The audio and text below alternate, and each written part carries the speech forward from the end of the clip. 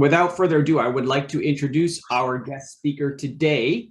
Professor Joordens was formerly trained as a cognitive psychologist with expertise in human memory. Most recently, his research interest has shifted to creating and assessing educational technologies within the Advanced Learning Technological Lab that he directs. He is especially focused on how educational technologies can be used to help students develop the skills of success. And one technology to emerge from his lab, Peer Scholar, is now being used to develop these skills in 8 different countries. His teaching and educational initiatives have been recognized at the institutional, provincial, and national levels. For example, in 2015, he was named a 3M National Teaching Fellow. This is the highest national award for significant and sustained impact on higher education in Canada. All right. I think we can pass things over to you. That is a very impressive bio, Professor Joordens. I'll take a brief pause and allow you to set up your screen as I stop sharing mine. Cool. Excellent. So yeah, let me just start by saying, thank you all for spending some time with us today. I hope to kind of provoke your mind a little bit. Oh, fantastic. And we have Cindy joining from India, which is really great. Feel free to introduce yourself in the chat. Just kind of makes it feel a little more personal to know some people's names and where they're from. And I will keep a little bit of an eye on it, but I also have a little bit of a tight time. I'm trying to get into about 18 or 20 minutes here. So I do have a bit of a flow I want to go in, so we have lots of time for Q&A. So yeah, I am Steve, and from a very young age, I was very interested in magic. Now for me, this all changes depending on your age. In my case, when I think of magic, I thought of the Star Wars trilogy. In my day, it was just a trilogy. It's gone much more than that. But especially I was really fascinated by the character of Luke Skywalker. And I think most of you now still know the Star Wars story. Luckily, it's continued on. But, the important points I want to highlight is Luke started out as just a normal, ordinary, average kind of dude, as far as he knew, working sort of farm kind of existence, etc. But he was convinced at some point that he had abilities, or he had the potential at least to develop certain magical abilities. From Kenya. Fantastic, Nayla. Really great. And so if we kind of imagine the path that he went on, he eventually met a mentor of some sort, Yoda. And then what happened? Well, he went into intense training. So for some of the movies, we don't even really see Luke and Yoda very much because they are, as shown down here, away on some planet, and Yoda is spending a lot of time, yes, teaching Luke some of these magic skills, but Luke was then spending most of the time practicing over and over and over again, sometimes, with failure, having to persevere through failure, but with intense practice and continued practice, he eventually reached the point where we saw him when he was confronting Jabba the Hutt. I don't know if any of you guys know this, but at this point, Luke is walking in as a trained Jedi, trained and practiced, and he has all these skills like making, affecting people's minds, getting them to let him in places where they shouldn't, etc., sort of controlling their minds to some extent, and having various other magical powers that he's developed during that time. I so badly wanted to be Luke as a kid. He was a role model I really, really looked up to. I wished I could be a Jedi Knight. I still do. But I kind of feel a little better about it. I also, by the way, was a big Dungeons and Dragons person. So this was sort of my next flirtation with magic, let's say. I would always play the character of a druid. Those of you who may not know Dungeons and Dragons, it's a role-playing game where you get to play these different characters. I always liked being a druid because druids were magic.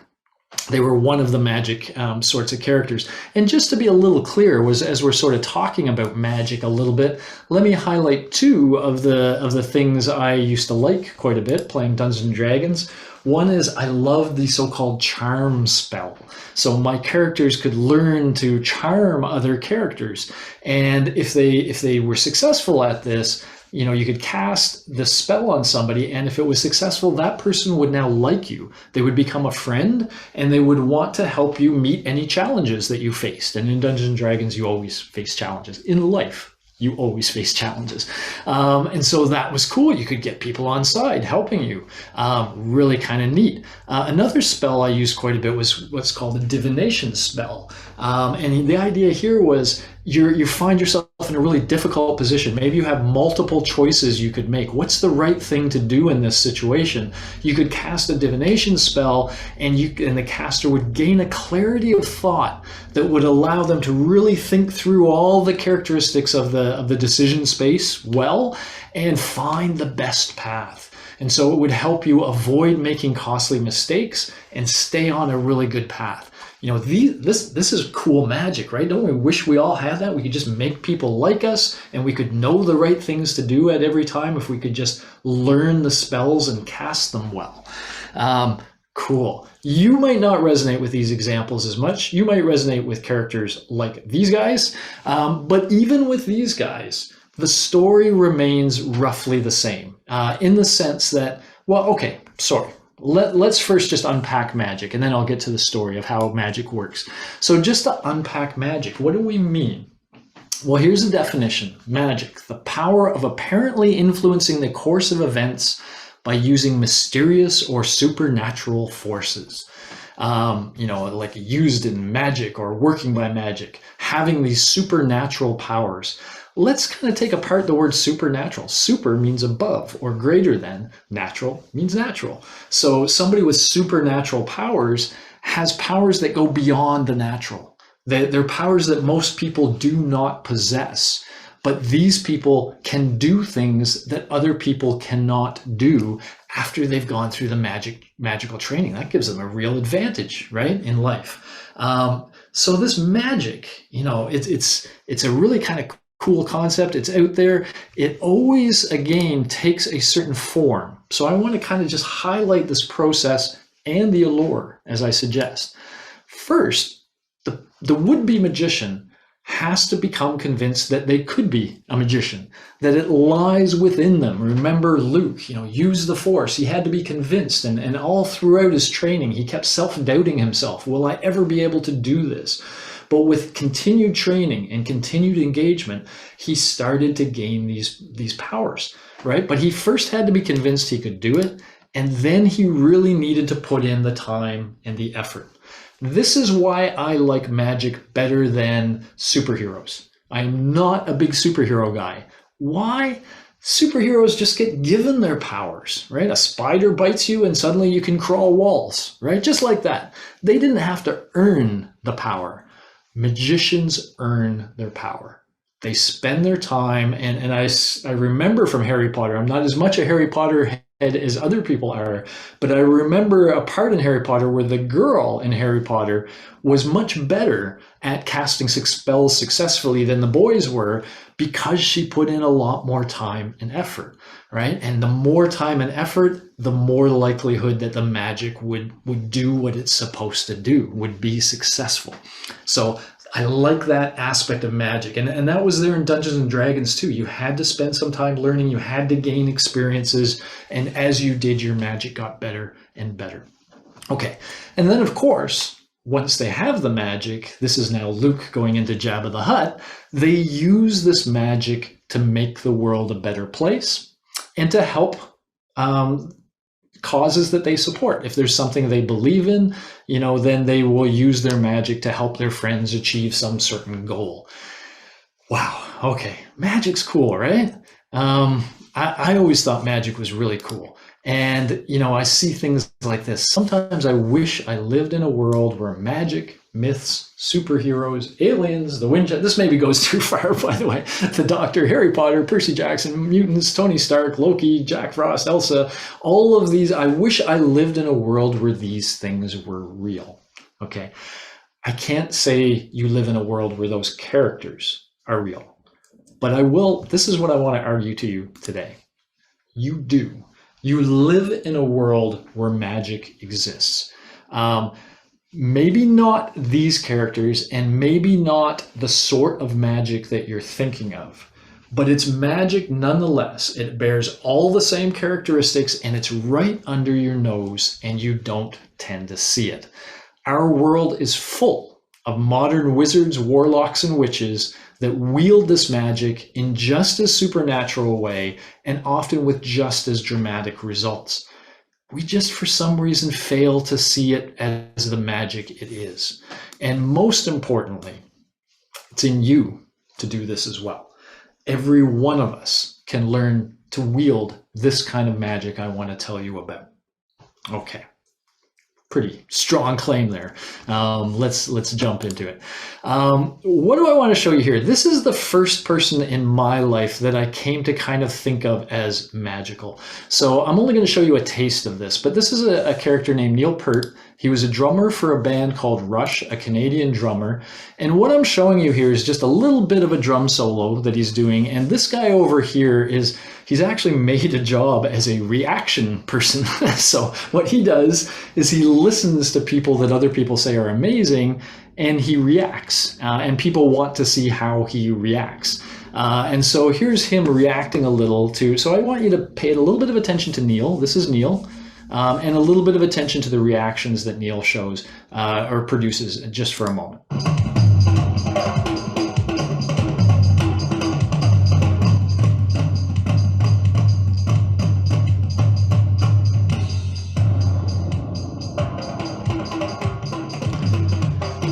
So the reaction in a way is one of like, what the?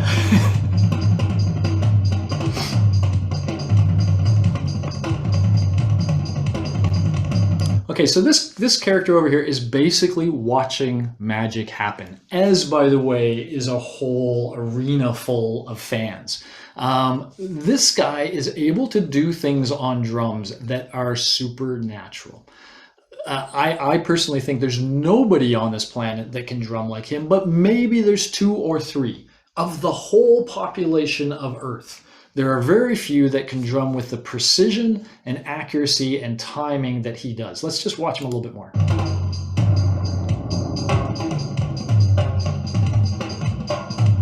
Look at all the drums around him. His feet are moving, his hands are moving, and look at the speed.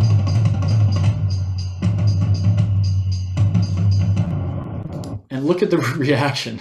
What the heck? How is he doing that? Okay, let's jump back. He was, for me, the first person I sat and went, wow, how did he get that good? Well, how did he get that good? The process should be very similar to you. Somewhere he got convinced that he could be a very good drummer. And then he put in a lot of time and effort. And he got to a point where he can do things nobody else can do. And this is a magic that sure brought him success. But what I want to highlight too is the effect it has on other people. He is able to go into an arena, if you really want to think Harry Potter, which may have, 30,000 or 50,000 if it's a stadium people in it, and he can make them all dance. He can make them all smile. He can make them all feel good. It's kind of like a charm spell, right? They all like him. They love him. His drumming creates an interaction, a human interaction that has really powerful effects. Now, I mean, those effects are limited because he's a drummer, right? And so that's sort of his domain. Let me just highlight, by the way, I'm using Neil as an example here, but here's Andre de Grasse, a sprinter for Canada. How did he get to be such a great sprinter? Here's the Canadian national dance team. How did they get good enough to be on the Canadian national dance team? It's the exact same process. At some point, they got convinced they could get these powers. They put a lot of time and effort, and eventually, step by step, they became more and more skilled, more and better at casting the spell that their form produces. And are they using their magic to make the world a better place? They can, and we see entertainers do that. For example, we see people entertaining troops as an example of trying to use what they have for good, and we see all sorts of efforts of that sort. Okay, So now I just want to take you another step. It's easy to sort of make the analogy to sports or music, but now I want to take a step above. In fact, I want to come back to these two. You know, when I told you about these, they probably felt like real magic, and you probably went, hey, hang on, Joordens, this whole drummer thing, I'm not buying that that's magic. If you could do these things, that would be more like magic. And I kind of suggested that Neil is kind of doing a little bit of this, but let me give you some sort of geeky, boring terms for these things. The charm spell, we would call communication and collaboration skills. Being able to interact with other human beings in ways that where you listen to them well and they feel listened to, you can represent yourself well, and you can find powerful ways to interact with each other where you're maximizing each other's skills. That's collaboration. And a group that can do that, a person that can do that, people are going to like, and they're going to help that person succeed. Exactly what this says. They will like you and they will want to help you meet the challenges if you are a good communicator and collaborator. What about divination? We call that critical and creative thought, or problem solving, right? Critical thought helps you see the problems with some current situation. Creative thought allows you to see potential solutions. And so the divination spell, you know, you can think of as just someone who's really good at thinking critically about a current problem space and finding the optimal solution forward. So it's not just drumming or dancing. It's more like the magic we all know and love. We can expand this a little bit. Here are some skills. So it's now, I hope, sort of out of the bag that I consider skills the modern magic. And here are some of the skills we really take seriously at the university and University of Toronto, but universities more generally. Skills like, here's our problem solving, critical thinking, creativity and innovation, problem solving. We call these higher order thinking skills. Here are these charm skills, right? The interpersonal skills, communication, teamwork, conflict management. Do you know how, when the team starts to not work well, do you know how to get it back on the rails? This is not different, all that different from Luke being able to go and just sort of control a situation well to get the outcome he wants. You can learn to do that if you learn these skills. Community mindset, other skills, positive mindset, other skills. So here's something that I don't know if you really understood. At university, yes, we want to transfer knowledge. We want to teach you physics. We want to teach you chemistry. In my case, I want to teach you psychology. All the facts, the figures, the data, etc. But at the same time, while you're learning the content of our courses, we're going to continually exercise those skills of success. We have a Hogwarts element, as it were. Hogwarts, you see the student go and they're told, oh, we're going to make some potions and we're going to tell you how to make potions. But then you have to make the potions, right? And then you practice making the potions and seeing what they do. So in the same way, we teach you about critical thought. We teach you about creative thought. We teach you about communication skills, but then we give you practice. We ask you to use those skills repeatedly in a structured way. Much like Luke and Yoda on that other planet. You might say, okay, let me just throw this right at you again. So we're doing the same thing, right? We're trying to convince you that you have the power to possess these spells, to learn these spells, that they're very important to you. And then if you have the time and effort, then you can go ahead and we actually encourage you on this. We give you the practice and the structure and the learning. We are your Yoda, so to speak. And so we try to be really good Yodas. We try to give you good context to practice these skills. I'm going to give you just a glimpse of that in a second. And then our hope is, of course, you use this magic that you gain to make the world a better place. I want to just demystify this part real quick to give you a taste. Yoda training Luke on the planet. How do we train you how to think critically and creatively, how to communicate well? Well, as one example, as mentioned, a technology that I'm really proud to have been part of producing is called Peer Scholar. Sorry, that was to tell me to My goodness. Okay, enough already. That was to tell me my time, my 18 minutes is up, but I'm almost done. So here's how Peer Scholar works, just to give you a taste. You know how you often do essays or whatever for school now? Typically you do that, you write it, you send it to the teacher, they grade it, they give it comments, they give it back to you. Here's what we do at U of T, kind of weird. You write stuff, you submit it, but then we show you the work that some of your fellow students submitted. You won't know their names. The work will be anonymous and randomly selected, but we ask you to do what's here at the bottom. For each peer's work, identify one way in which the work could be improved. Sorry, I should say explain this to the peer and give them some idea about how to improve it. So the first peer, you read their work. You're kind of like the teacher now, right? You have to read their work. I call that receptive communication, listening to them. You have to look for places where there's room for improvement. That's critical thought to help you find that. You then have to think about, well, how could they improve it? That's creative thought. And then you have to express this all to the peer. Call that expressive communication. So that one question makes you engage all of those skills. And we ask you to do that for peer one's work, and then for peer twos, and then for peer threes, etc., etc., etc.